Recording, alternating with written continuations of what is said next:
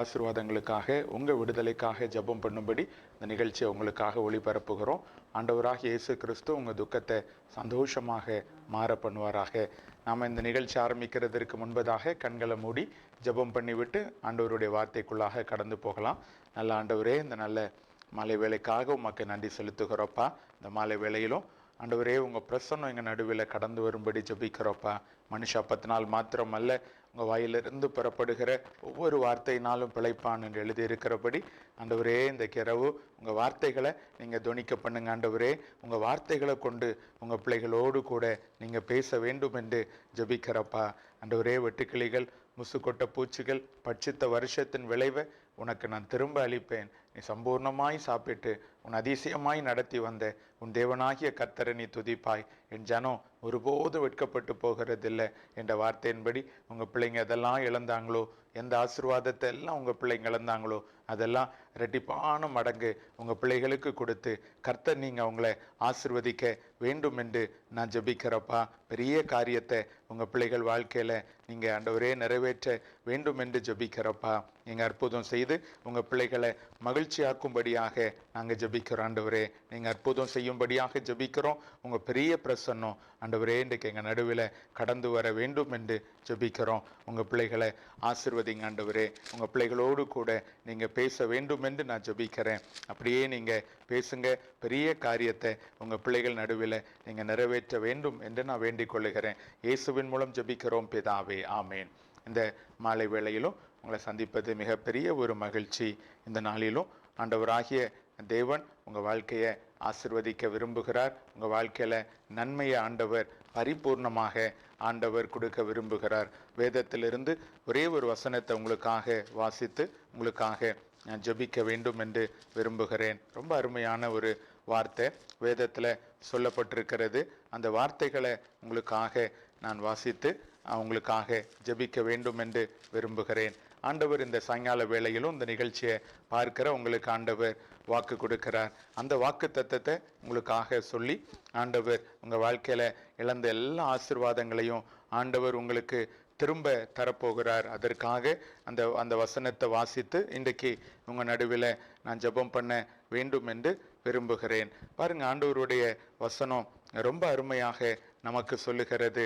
ஆண்டவர் சொல்லுகிறார், வெட்டுக்கிளிகள், முசுக்கொட்டை பூச்சிகள் பட்சித்த வருஷத்தின் விளைவை உனக்கு நான் திரும்ப அளிப்பேன் என்று சொல்லி ஆண்டவர் இந்த மாலை வேளையில நமக்கு ஆண்டவர் வாக்கு கொடுக்கிறார். பாருங்க, அற்புதமான ஒரு வார்த்தை வேதத்துல சொல்லப்பட்டிருக்கிறது. அந்த வார்த்தைகளை வாசித்து இன்றைக்கு நாம் ஜெபம் பண்ண போகிறோம். பாருங்க, வேதத்துல ஆண்டவருடைய வார்த்தை அந்த யோவேல் என்கிற தீர்க்கதரிசி மூலமாக ஆண்டவருடைய வார்த்தை நமக்கு சொல்லப்படுகிறது. பாருங்க, ஆண்டவருடைய வார்த்தை சொல்லுகிறது. ஆண்டவர் சொல்லுகிறார், நீ இழந்த எல்லாவற்றையும் உனக்கு நான் திரும்ப தருவேன் என்று ஆண்டவர் வாக்கு கொடுக்கிறார். யோவேல் 2வது அதிகாரம் 25, 26 அந்த 2 வசனத்தை உங்களுக்காக வாசித்து உங்களுக்காக ஜெபிக்க வேண்டும் என்று விரும்புகிறேன். இந்த புதிய மாதத்தில் ஆண்டவர் இந்த ஆசீர்வாதத்தின்படி உங்களையும் உங்கள் குடும்பத்தையும் ஆண்டவர் ஆசீர்வதிப்பார். பாருங்க, ஆண்டவர் சொல்லுகிறார் 25, 26 அந்த வசனத்தில், நான் உங்களிடத்தில் அனுப்பின என் பெரிய சேனையாகிய வெட்டுக்கிளிகளும் பச்சை கிளிகளும் முசுக்கொட்ட பூச்சிகளும் பச்சை புழுக்களும் பட்சித்த வருஷங்களின் விளைவை உங்களுக்கு திரும்ப அளிப்பேன். நீங்கள் சம்பூர்ணமாய் சாப்பிட்டு திருப்தி அடைந்து உங்களை அதிசயமாய் நடத்தி வந்த உங்கள் தேவனாகிய கர்த்தருடைய நாமத்தை துதிப்பீர்கள். என் ஜனம் ஒருபோதும் வெட்கப்பட்டு போகிறதில்லை. ஆண்டவர் உங்களுக்கு இந்த புதிய மாதத்தில் ஆண்டவர் உங்களுக்கு வாக்கு கொடுக்கிறார். பாருங்க, ஆண்டவர் சொல்லுகிறார், நீ இழந்த எல்லாவற்றையும் உனக்கு நான் திரும்ப அளிப்பேன் என்று சொல்லி ஆண்டவர் வாக்கு கொடுக்கிறார். இந்த மாதத்தில் எதையெல்லாம் இதுவரைக்கும் நீங்கள் இழந்திருந்தீங்களோ அதை எல்லாவற்றையும் ஆண்டவர் இந்த மாதத்தில் உங்களுக்கு சம்பூர்ணமாக ஆண்டவர் கொடுத்து உங்களை ஆசீர்வதிக்க வல்லமை உள்ளவராக ஆண்டவர் இருக்கிறார். பாருங்க, வேதத்தில் நிறைய இடத்துல ஆண்டவர் எப்படி இழந்து போன ஆசீர்வாதங்களை ஆண்டவர் திரும்ப கொடுத்தார் என்று சொல்லி வேதத்திலிருந்து ஒரே ஒரு சம்பவத்தை நாம் இன்றைக்கு வாசித்து நாம் ஜெபம் பண்ண போகிறோம். பாருங்க, 2 ராஜாக்கள் 6வது அதிகாரம் 1 சில வசனத்தை வாசிக்கிறேன். அதுல இழந்து போனதை ஆண்டவர் எப்படி திரும்ப கொடுத்தார் என்று சொல்லி, இழந்து போன ஆசீர்வாதத்தை ஆண்டவர் எப்படி திரும்ப கொடுத்தார் என்று சொல்லி ஒரு அற்புதமான சம்பவம் எழுதப்பட்டிருக்கிறது. இன்றைக்கு அந்த சம்பவத்தை நாம் தியானம் பண்ணி நாம் ஜெபம் பண்ண போகிறோம். 2 ராஜாக்கள் 6வது அதிகாரம் 1 6வது வசனம் வரைக்கும் உள்ள வசனத்தை வாசிக்கிறேன், கேளுங்கள். தீர்க்கதரிசிகளின் புத்திரர் எலிசாவை நோக்கி, இதோ நாங்கள் உம்முடன் குடியிருக்கிற இந்த இடம் எங்களுக்கு நெருக்கமாய் இருக்கிறது. நாங்கள் யோர்தான் மட்டும் போய் அவ்விடத்தில் ஒவ்வொரு உத்திரத்தை வெட்டி குடியிருக்க அங்கே எங்களுக்கு ஒரு இடத்தை உண்டாக்குவோம் என்றார்கள். அதற்கு அவன், போங்கள் என்றான். அவர்களில் ஒருவன், நீ தயவு செய்து உமது அடியாரோடு கூட வர வேண்டும் என்றான். அதற்கு அவன், நான் வருகிறேன் என்று சொல்லி அவர்களோடு கூட போனான். அவர்கள் யோர்தான் நதி அருகே வந்தபோது மரங்களை வெட்டினார்கள். ஒருவன் ஒரு உத்திரத்தை வெட்டி வீழ்த்துகையில் கோடாரி தண்ணீரில் விழுந்தது. அவன், ஐயோ என் ஆண்டவனே, அது இரவலாய் வாங்கப்பட்டதே என்று கூவினான். 6வது வசனம், தேவனுடைய மனுஷன் அது எங்கே விழுந்தது என்று கேட்டான். அவன் அந்த இடத்தை காண்பித்த பொழுது ஒரு கொம்பை வெட்டி அதை அங்கே எரிந்து அந்த இரும்பை மிதக்க பண்ணி அதை எடுத்துக்கொள் என்றான். அப்படியே அவன் தன் கையை நீட்டி அதை எடுத்துக்கொண்டான். அருமையான ஒரு சம்பவம் வேதத்தில் எழுதப்பட்டிருக்கிறது. இயற்கைக்கு அப்பாற்பட்ட அற்புதத்தை ஆண்டவர் செய்து, தீர்க்கதரிசிகளின் புத்திரன் ஒருவன் இழந்து போன அந்த நன்மைகளை ஆண்டவர் திரும்ப அவனுக்கு எடுத்து கொடுத்த ஒரு அற்புதமான ஒரு ஒரு பாருங்க சாட்சி இந்த இடத்துல நமக்கு எழுதப்பட்டிருக்கிறது. வேதம் நமக்கு ரொம்ப அருமையா சொல்லுகிறது. தீர்க்கதரிசிகளின் புத்திரர் எலிசாவை நோக்கி, இதோ நான் உம்முடன் குடியிருக்கிற இந்த இடம் எங்களுக்கு நெருக்கமாய் இருக்கிறது. நாங்கள் யோர்தான் மட்டும் போய் அவ்விடத்தில் ஒவ்வொரு உத்திரத்தை வெட்டி குடியிருக்க எங்களுக்கு ஒரு இடத்தை உண்டாக்குவோம் என்றார்கள். அதற்கு அவன், போங்கள் என்றான். அருமையான ஒரு காரியம் இந்த பகுதியிலே நமக்கு சொல்லப்பட்டிருக்கிறது. பாருங்க, தீர்க்கதரிசிகளின் புத்திரர்கள் என்று சொல்லி அந்த காலத்திலே தங்களுடைய வீடுகள் எல்லாம் விட்டு அந்த தீர்க்கதரிசிகளோடு கூட தீர்க்க தரிசன அந்த காரியத்தை கற்றுக்கொள்ளும்படி தீர்க்கதரிசிகளோடு குடியிருக்கிற அந்த புத்திரர்கள் என்று அழைப்பார்கள். வாலிபர்கள் தங்களை ஒப்பு கொடுத்து ஆண்டவருடைய ஊழியக்காரருக்கு கீழிருந்து காரியங்களை கற்றுக்கொள்ளும்படி அவர்கள் புறப்பட்டு வருவார்கள். அப்படி அந்த தீர்க்கதரிசிகள் புத்திரர்கள் எலிசாவை நோக்கி, இதோ நாங்கள் உம்முடன் குடியிருக்கிற இந்த இடம் எங்களுக்கு நெருக்கமாய் இருக்கிறது. பாருங்க, அப்போ அவங்க அத்தனை பேர் ஆண்டவருடைய அந்த அந்த காரியங்கள் அந்த ஊழியக்காரோடு இணைந்திருக்கும்படி அத்தனை பேர் ஒப்பு கொடுத்து நிறைய திரளான அந்த புத்திரர்கள் அந்த ஆண்டவருடைய அந்த ஊழியக்காரனை தேடி ஆண்டவருடைய காரியத்தை கற்றுக்கொள்ளும்படி தங்களுக்கு ஒப்பு கொடுத்தபடியினால அவர்கள் குடியிருக்கிற அந்த இடம் நெருக்கமாய் இருக்கிறது என்று சொல்லி யோர்தான் மட்டும் போய் அவ்விடத்திலே ஒவ்வொருவனும் ஒரு உத்திரத்தை வெட்டி குடியிருக்க அங்க ஒரு இடத்தை உண்டாக்குவோம் என்று அவங்க தீர்மானம் பண்ணினார்கள். தீர்மானம் பண்ணி ஊழியக்காரன் இடத்துல போய் கேட்கிறார்கள். அதற்கு அவன், போங்கள் என்றான். 3வது வசனம் ரொம்ப அருமையான வசனம். அவர்களில் ஒருவன், நீ தயவு செய்து உமது அடியாரோடு கூட வர வேண்டும் என்றான். அதற்கு அவன், நான் வருகிறேன் என்று சொன்னான். அற்புதமான ஒரு வார்த்தை எழுதப்பட்டிருக்கிறது. பாருங்க, அந்த தீர்க்கதரிசிகளின் புத்திரர்கள் கடந்து போய் இந்த யோர்தான் மட்டும் போய் அங்கே உத்திரத்தை வெட்டி அவர்கள் குடியிருக்க இடத்தை உண்டாக்கும்படி அவர்கள் கடந்து போகிறார்கள். அப்போ அந்த தீர்க்கதரிசி எலிசாவின் இடத்திலே கேட்கிறார்கள், நாங்க போகலாமா அப்படின்னு கேட்கிறாங்க. போங்கள் என்று சொல்லுகிறாங்க. பாருங்க, அவர்கள் ஒருவன் சொல்லுகிறான், நீர் தயவு செய்து உமது அடியாரோடு கூட வர வேண்டும் என்றான். எவ்வளவு அருமையான ஒரு வார்த்தை பாருங்க. அப்போ நம்ம வாழ்க்கையில பாருங்க, நம்ம வாழ்க்கையில போராட்டம் வரலாம், பிரச்சனைகள் வரலாம், எந்த இழப்புகள் நம் வாழ்க்கையில வரலாம். ஆனா நாம அதற்கு முன்பதாக நாம என்ன செய்ய வேண்டும் என்று சொன்ன, நம்ம வாழ்க்கை பயணத்துல நம்மோடு கூட ஆண்டவரை அழைக்க வேண்டும். ஏன்னா ஆண்டவர் இருந்தாதான் நம்ம வாழ்க்கையில வருகிற எல்லா சவால்களையும் நாம ஜெயிக்க முடியும். ஆகவே இந்த இடத்துல ரொம்ப ஞானமா பாருங்க, அந்த தீர்க்கதரிசிகளின் புத்திரர்கள் எலிசாவை அழைக்கிறார்கள். நீங்க என்னோடு கூட வர வேண்டும் என்று சொல்லி அழைக்கிறார்கள். பரவாயில்ல, ஒரு ஆசீர்வாதம் பாருங்க.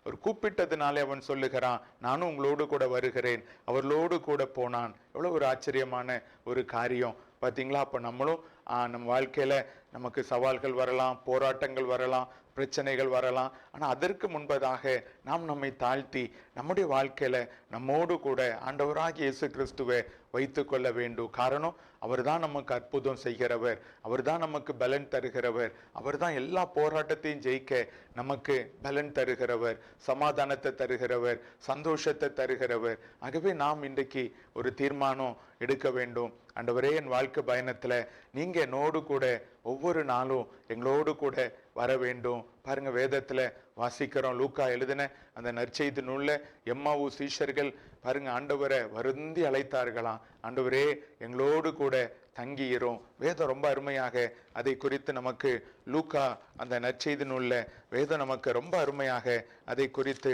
போதிக்கிறது. பாருங்க எவ்வளவு ஒரு அற்புதமான வசனம் எழுதப்பட்டிருக்கிறது பாருங்க. அவர்கள் ஆண்டவரை வருந்தி அழைத்தார்களாம் வேதம் சொல்லுகிறது. லூக்கா 24வது அதிகாரம் 29வது வசனம். ஆண்டவரும் இயேசுவும் எம்மாவு சீஷர்களும் கடந்து வருகிறார்கள். அப்போ அவர்களுக்கு தெரியல, இயேசுதான் என்று அவர்களுக்கு தெரியவில்லை, யாரோ ஒரு வழிபோக்கர் என்று நினைத்து பேசிக்கொண்டு வருகிறார்கள். அப்போ அந்த எம்மாவு சீஷர்கள் போக வேண்டிய கிராமம் சமீபித்து விட்டது. ஆகவே வேதம் சொல்லுகிறது, இயேசு அவர்களுக்கு அப்புறம் போகிறவர் போல காண்பித்தார் வேதம் சொல்லுகிறது. ஆனா அந்த எம்மாவு சீஷர்கள் என்ன செய்கிறார்கள்? லூக்கா 24:29 வேதத்துல வாசிக்கிறோம். அவர்கள் அவரை நோக்கி, நீர் எங்களுடனே தங்கியிரும், சாயங்காலம் ஆயிற்று, பொழுதும் போயிற்றென்று அவரை வருந்தி கேட்டுக்கொண்டார்கள். அப்பொழுது அவர் அவர்களுடனே தங்கும்படி உள்ளே போனார். இந்த மாலை வேளையிலும் கூட வாழ்க்கை சுவையில்லாம ருசி இல்லாம வேதனையோடு கூட இந்த நிகழ்ச்சியை நீ பார்த்து கொண்டு இருக்கிற அல்லவா? அந்த போராட்டங்களை உன்னால மேற்கொள்ள முடியல, பாவத்தை மேற்கொள்ள உனக்கு பலன் இல்லை, உன் சொந்த பலத்தினால அதை செய்ய முடியாது. இன்றைக்கு நீ செய்ய வேண்டிய ஒரே ஒரு காரியம், ஆண்டவரே நீங்க என்னோடு கூட வர வேண்டும். ஆண்டவரே, ஆண்டவரை வருந்தி அழைப்பாயா? இன்றைக்கு ஆண்டவர் உன் வீட்டுக்குள்ள வர அவளாய் இருக்கிறார். உன் வாழ்க்கையை மாற்ற ஆண்டவர் அவளாய் இருக்கிறார். ஆனா நீ செய்ய வேண்டியது அவரை வருந்தி அழைக்க வேண்டும். ஆண்டவரே எங்களோடு கூட தங்கிரும் ஆண்டவரே. ஆண்டவரை வருந்தி அழைத்தார்கள் வேதம் சொல்லுகிறது. அப்பொழுது அவர் அவர்களுடனே தங்கும்படி உள்ளே போனார் வேதம் சொல்லுகிறது. அப்படிதான் அன்றைக்கு அவர்கள் அந்த தீர்க்கதரிசிகளின் புத்திரர்கள் எலிசாவை அழைத்தார்கள். எங்களோடு கூட தங்கியிரும், எங்களோடு கூட நீர் வாரும் என்று சொல்லி அழைத்தார்கள். பாருங்க, அப்படி அவர்கள் அழைத்து அந்த எலிசா கூட இருக்கிறார். வேதம் சொல்லுகிறது, ஒருவன் ஒரு உத்தரத்தை வெட்டினானா. பாருங்க, ஒரு கோடாரியை எடுத்து ஒரு உத்தரத்தை வெட்டுகிறான். அப்ப என்ன சம்பவித்ததான் வேதம் சொல்லுகிறது, அப்போ அந்த கோடாரி தண்ணீரில் விழுந்ததாம். அப்போ அந்த கோடாரி கை தவறி அந்த இரும்பு தண்ணீருக்குள் விழுந்தது. அவன் உடனே, ஐயோ என் ஆண்டவனே, அது இரவலாக வாங்கப்பட்டதே என்று கூவினான். அவனுக்கு ரொம்ப வேதனை. காரணம், தீர்க்கதரிசிகளின் புத்திரர்கள் எளிமையான ஒரு நிலையில் விசுவாசத்தில் தான் வாழ்ந்தார்கள். அவர்கள் கோடாரி அவர்களுடையதல்ல, இரவலாய் வாங்கப்பட்ட ஒன்று. அது தண்ணீருக்குள் விழுந்தவுடனே அவன் கதறுகிறான், ஐயோ என் ஆண்டவனே, அது இரவலாய் வாங்கப்பட்டது என்று கூவினான். பாருங்க, தேவனுடைய மனுஷன் அது எங்கே விழுந்தது என்று கேட்டான்.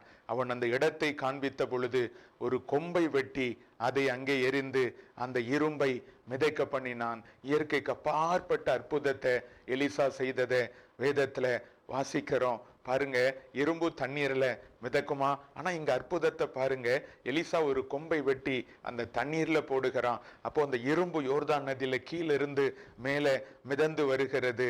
பாருங்க, அதை எடுத்துக்கொள் என்றான். அப்படியே அவன் தன் கையை நீட்டி அதை எடுத்துக்கொண்டான். எவ்வளவு பெரிய ஆசீர்வாதம் பார்த்தீங்களா?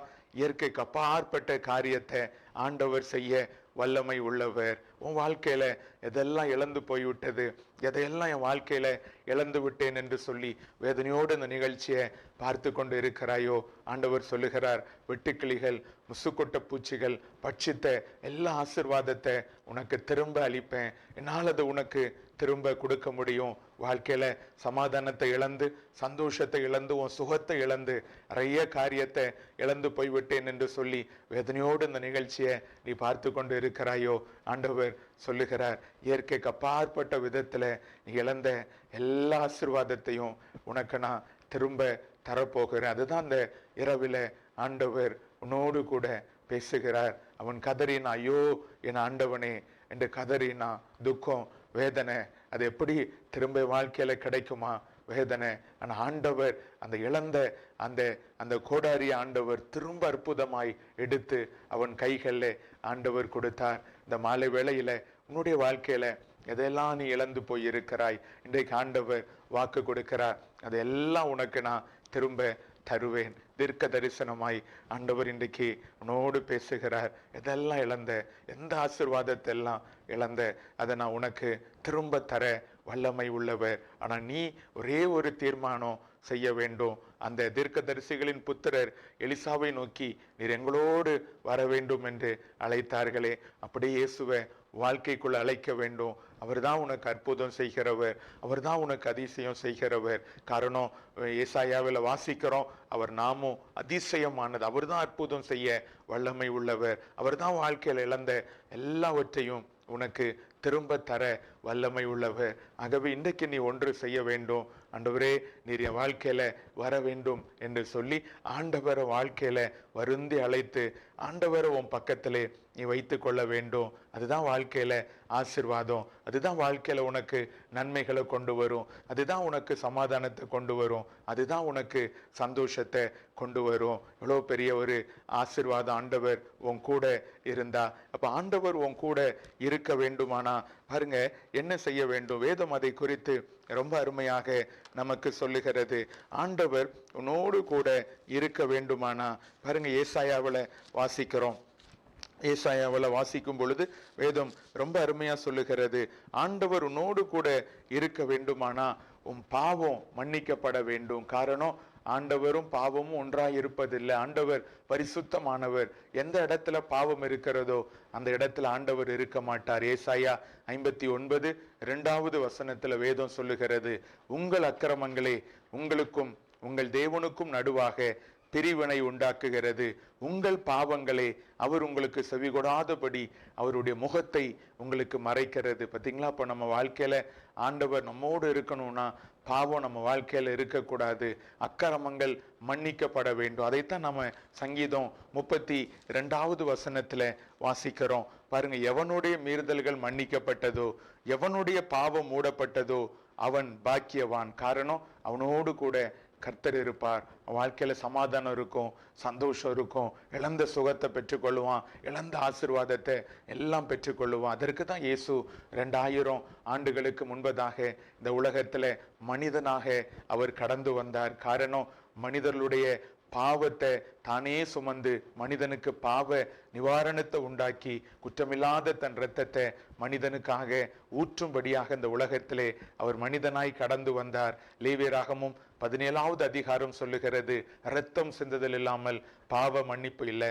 நம்ம செய்த அந்த பாவ கருமங்கள், அந்த அசுத்தமான காரியங்கள், ஜென்ம பாவங்கள், தொடர்ந்து வருகிற சாபங்கள் மன்னிக்கப்பட வேண்டுமானா அதற்காக குற்றமில்லாத இரத்தம் பரிகாரமாய் சிந்தப்பட வேண்டும். அதற்கு தான் இயேசு இந்த உலகத்துல ஒரு கன்னியின் வயிற்றில பாருங்க, மரியாளுடைய கர்ப்பத்துல பரிசுத்தாவியானவரால கர்ப்பம் தரிக்கப்பட்டு இந்த உலகத்திலே அவர் மனிதனாய் கடந்து வந்தார். தேவதூதர் சொன்னார்கள், இயேசு என்று அவருக்கு பெயரிடுவாயாக, ஏனென்றால் அவர் தன்னுடைய ஜனத்தினுடைய பாவத்தை நீக்கி அவர்களை ரட்சிப்பார். அதுக்கு தான் இயேசு இந்த உலகத்துல வந்தார். உன் பாவத்தை மன்னிக்கும்படி, உன் சாபத்தை மாற்றும்படி, இதுவரைக்கும் செய்த எல்லா கர்ம பாவத்தையும் மன்னித்து உன் இருதயத்துல வாசம் பண்ணும்படி இயேசு விரும்புகிறார். அதுக்கு தான் அவர் கல்வாரி சிலுவைக்கு ஆண்டவர் கடந்து போய் குற்றமில்லாத அந்த இரத்தத்தை ஆண்டவர் ஊற்றி கொடுத்தார். குற்றமில்லாத இரத்தத்தை ஆண்டவர் சிந்தி மனிதனுக்காக மரித்தார். அவருடைய இரத்தம் மாத்திரம்தான் உன் பாவத்தை எல்லாம் நீக்கி உன்னை சுத்திகரிக்க முடியும். 1 யோவான் 1:7 அதை சொல்லுகிறது, இயேசு கிறிஸ்துவினுடைய இரத்தம் சகல பாவங்களை நீக்கி நம்மை சுத்திகரிக்கும் என்று வேதத்துல வாசிக்கிறோம். ஆகவே அதற்கு தான் இயேசு இரத்தத்தை சிந்தினார். அப்ப இன்றைக்கு ஆண்டவர் இடத்துல சொல்லு, ஆண்டவரே உங்க இரத்தத்தினால என் பாவத்தை எல்லாம் கழுவி, என்னுடைய அசுத்தத்தை எல்லாம் கழுவி என்னுடைய இருதயத்துக்குள்ள வாசம் பண்ணுங்கன்னு சொல்லு. உன் இருதயத்துக்குள்ள இருக்கிற எல்லா பாவங்கள், அசுத்தங்கள் ஆண்டவர் இரத்தத்தினால கழுவி இன்றைக்கு உன் வாழ்க்கைக்குள்ள ஆண்டவர் வருவார். ஆண்டவர் உன் வாழ்க்கைக்குள்ள வந்துட்டார்னா இழந்த எல்லா ஆசீர்வாதத்தையும் நீ பெற்றுக்கொள்ளுவாய். எவ்வளவு பெரிய ஆசீர்வாதம்! அன்றைக்கு அதைத்தான் அந்த தீர்க்கதரிசியின் புத்திரர்கள் சொல்லுகிறார்கள், நீர் எங்களோடு கூட வர வேண்டும் என்று சொல்லுகிறார்கள். அப்ப நம்ம வாழ்க்கையில வருகிற எல்லா போராட்டங்கள், எல்லா பிரச்சனைகளை மேற்கொள்ள ஆண்டவர் நம்மோடு கூட இருக்க வேண்டும். இன்றைக்கு அந்த தீர்மானத்தை நீ எடுப்பாயா? ஆண்டவரே உங்க இரத்தத்தினால என் பாவத்தை கழுவி நான் இழந்த எல்லா ஆசீர்வாதத்தையும் எனக்கு திரும்ப தாருன்னு ஆண்டவர்கிட்ட கேட்பியா? இழந்த எல்லா ஆசீர்வாதத்தையும் இயேசு உனக்கு திரும்ப தருவார். அதற்கு முன்பதாக நீ ஒன்றே ஒன்று செய்ய வேண்டும். வேதம் சொல்லுகிறது நீதிமொழிகள்ல, தன் பாவத்தை மறைக்கிறவன் வாழ்வடைய மாட்டான், அவற்றை அறிக்கை செய்து விட்டு விடுகிறவனோ இரக்கம் பெறுவான் என்று வேதத்துல வாசிக்கிறோம். இன்றைக்கு உன் பாவத்தை அறிக்கை செய்து, என் பாவத்தை உங்க ரத்தத்தினால கழுவி என் இருதயத்துக்குள்ள வாங்க ஆண்டவரேன்னு சொல்லு. அவர் வந்துட்டார்னா உன் வாழ்க்கையில நீ எதெல்லாம் இழந்தையோ இன்றைக்கு அதை எழுதி வைத்துக்கொள். அதெல்லாம் ஆண்டவர் திரும்ப உனக்கு கொடுப்பார். திரும்ப எல்லாவற்றையும் ஆண்டவர் திரும்ப கொடுப்பார். இழந்த சுகம், இழந்த ஆசீர்வாதங்கள், இழந்த நன்மைகள், இழந்த சமாதானம், இழந்த எல்லா சந்தோஷத்தையும் ஆண்டவர் உனக்கு திரும்ப கொடுப்பார். நாம் ஜெபம் பண்ணலாம். நல்ல ஆண்டவரே, இந்த நல்ல இரவு வேளைக்காக உமக்கு நன்றி செலுத்துகிறோப்பா. வெட்டுக்கிளிகள், முசுக்கொட்ட பூச்சிகள் பட்சித்த வருஷத்தின் விளைவை உனக்கு திரும்ப அளிப்பேன்னு வாக்கு கொடுத்தீங்களப்பா. இந்த நிகழ்ச்சியை பார்க்கிற உங்க பிள்ளைங்க என்ன ஆசீர்வாதத்தெல்லாம் இது வரைக்கும் இழந்தாங்களோப்பா, இந்த 4 மாதத்துல இழந்து போனாங்களோ, இந்த 5வது மாதத்துல உங்க பிள்ளைகளை ஆசீர்வதிங்க ஆண்டவரே. எந்த நன்மைகளை இழந்தாங்களோ, ஒருவேளை ஆண்டவரே உமக்கு நன்றி, தங்களுடைய சுகத்தை இழந்து வேதனையோடு இந்த நிகழ்ச்சியை பார்த்து கொண்டு இருக்கலாம். என் சரீரத்துல பலவீனம், என் சரீரத்துல வியாதிகள், ஓ குளோரி, நன்றி அப்பா, நன்றி நன்றி அப்பா. ஆண்டவர் சொல்றாங்க, நான் உன் அக்கிரமத்தை எல்லாம் மன்னித்து உன் நோய்களை குணமாக்குவேன் என்று ஆண்டவர் தீர்க்க தரிசனமாய் உன்னோடு கூட ஆண்டவர் பேசுறாங்க. இந்த வார்த்தைகளை கொண்டு ஆண்டவர் உன்னோடு கூட ஆண்டவர் இடைப்படுறாங்க. ஆண்டவர் வாக்கு கொடுக்கறாங்க. என்ன வாக்கு கொடுக்கறாங்க தெரியுமா? ஆண்டவர் சொல்றாங்க, உன் அக்கிரமத்தெல்லாம் நான் மன்னித்து உன் நோய்களை குணமாக்க வந்திருக்கிறேன்னு ஆண்டவர் சொல்றாங்க. மாத்திரமல்ல, உன் பிராணனை அந்த அழிவுக்கு விலக்கி நான் மீட்டுக் கொள்ளுவேன். அந்த நரகத்தின் வல்லமை, பிசாசின் வல்லமைக்கு விலக்கி மீட்டுக் கொள்ளுவேன். உன்னை கிருபையினாலும் இரக்கத்தினாலும் நான் முடிசூட்டுவேன். உன் வாழ்க்கைய நன்மையினால உன் வாயை நான் திருப்தி ஆக்குவேன். இது வரைக்கும் நன்மையே இல்லையான்னு நீ வேதனைப்பட்டிருக்கலாம், அந்த நன்மைகளை உனக்கு நான் தருவேன். கழுக்கு சமானமா உன் வயது திரும்ப வாழ வயது போலாகிறது. இழந்த அந்த சுகம், ஆசீர்வாதம் எல்லாவற்றையும் நான் தர விரும்புகிறேன்னு ஆண்டவர் சொல்றாங்க. முதல் ஆசீர்வாதம், ஆண்டவர் உன் அக்கிரமத்தை மன்னித்து உன் நோய்களை ஆண்டவர் குணமாக்க விரும்புகிறார். அதற்கு தான் இயேசு சிலுவையில இரத்தம் சிந்தினார். இன்னைக்கு ஆண்டவரிடத்துல சொல்லு, ஆண்டவரே என் அக்கிரமத்தை மன்னிங்கன்னு கேளு, என் பாவத்தை மன்னிங்க ஆண்டவரேன்னு கேளு. உன் அக்கிரமம் மன்னிக்கப்பட்டா, உன் பாவம் மன்னிக்கப்பட்டா, உன் நோய்கள் எல்லாம் சுகமாக்கப்படும். இந்த சாயங்கால வேளையில் ஆண்டவர் உன் அக்கிரமத்தை ஆண்டவர் மன்னித்து உன் நோய்களை கர்த்தர் சுகமாக்குகிறார். உன்னுடைய நோய்களை ஆண்டவர் சுகமாக்குகிறார். அந்த வல்லமை இன்றைக்கு உன் மேல இறங்கி வருகிறது. என்ன அக்கிரமம் செய்திருந்தாலும் இயேசுவின் இடத்துல சொல்லு. 1 யோவான் 1:7 சொல்லுகிறது, இயேசுவின் ரத்தம் சகல பாவங்கள், எந்த பாவம் செய்திருந்தாலும் எல்லா பாவத்தையும் இயேசு கிறிஸ்துவின் ரத்தம் மன்னிக்கும். மன்னித்து உனக்கு சுகத்தை ஆண்டவர் இந்த இரவு வேளையில தருகிறார். உன்னை சுகப்படுத்துகிற ஆண்டவருடைய கரம் உன் மேல வைக்கப்படுகிறது. ஆண்டவர் சொல்றாங்க, நானே உன் பரிகாரியாகிய கர்த்தர். இன்னைக்கு ஆண்டவருடைய கரம் காயப்பட்டு வேதனையில் இருக்கிற வாழ்க்கையில வைக்கப்படுகிறது. ஒருவேளை உள்ளான மனுஷன்ல ஆறுதல் இல்லாம, சுகம் இல்லாம வேதனையோடு காணப்படலாம். ஆண்டவர் உன் ஆவி, ஆத்துமா, சரீரத்துல உனக்கு சுகத்தை ஆண்டவர் கொடுக்கிறார். மனநோவை ஆண்டவர் மாற்றுகிறார். மனதில் இருக்கிற அந்த டிப்ரெஷன் ஆண்டவர் மாற்றுகிறார். கவலைகள் எல்லாம் ஆண்டவர் மாற்றுகிறார். உன் நோய்கள் சரீர நோய்கள் மாத்திரம் அல்ல, மனதில் நோய்கள், உள்ளத்துல உள்ள காயங்கள் எல்லாவற்றையும் ஆண்டவர் இந்த இரவு நேரத்துல ஆற்றுகிறார். உங்க பிரசன்னம் இறங்கி வருகிறதற்காக நன்றி அப்பா, நன்றி. உங்க பிள்ளைகள் வாழ்க்கையில் இருக்கிற எல்லா நோய்களையும் பலவீனங்களையும் நீங்க சிலுவையில சுமந்தீங்களா ஆண்டவரே? இந்த இரவு நேரத்துல உங்க பிள்ளைகளுக்கு சுகம் கொடுங்க ஆண்டவரே, விடுதலை கொடுங்க. சுகமளிக்கிற உங்க கரம் உங்க பிள்ளைகள் மேல் வைக்கப்படட்டப்பா. பரிகாரியான உங்க கரம் உங்க பிள்ளைகள் மேல வைக்கப்படட்டும். கர்த்தர் உனக்கு சுகத்தை கொடுக்கிறார். கர்த்தர் உனக்கு விடுதலை கொடுக்கிறார். மாத்திரமல்ல, ஆண்டவர் சொல்றாங்க, உன் பிராணனை நான் அழிவுக்கு விலக்கி மீட்டுக் கொள்ளுவேன். இன்னைக்கு யாரோ ஒருவர் பில்லி சூனியம் வைத்ததுனால உனக்கு போராட்டம். உன் பிராணனை சில ஆவிகள் போராடி அதை அழிக்கும்படி போராடுகிறது. ஆனா ஆண்டவர் சொல்றாங்க, இன்றைக்கு உன் பிராணனை நான் அழிவுக்கு விலக்கி மீட்டுக் கொள்ளும்படி வந்திருக்கிற ஆண்டவர் அந்த இருளின் கட்டில் இருந்து உன் ஆத்துமாவை ஆண்டவர் விடுதலை செய்கிறார். அவருடைய அபிஷேகத்தின் வல்லமை உன் மேல இறங்குகிறது. மாத்திரமல்ல, ஆண்டவர் சொல்றாங்க, உன்னை கிருபைனாலும் இரக்கத்தினாலும் நான் முடிசூட்டுகிறேன். இந்த மாலை வேளையில ஆண்டவர் உனக்கு கிருபை தருகிறார். உனக்கு ஆண்டவர் இரக்கத்தை தருகிறார். அந்த கிருபைனாலும் இரக்கத்தினாலும் ஆண்டவர் உன்னை முடிசூட்டுகிறார். உன் ஆண்டவர் பலப்படுத்துகிறார். உனக்கு ஆண்டவர் பரிசுத்தாவின் அபிஷேகத்தை ஆண்டவர் தருகிறார். உனக்கு வரங்களை தருகிறார், வல்லமைகளை தருகிறார். ஆண்டவர் உன் மேல கிருபையும் இரக்கத்தையும் அளவில்லாம ஆண்டவர் ஊற்றுகிறார்.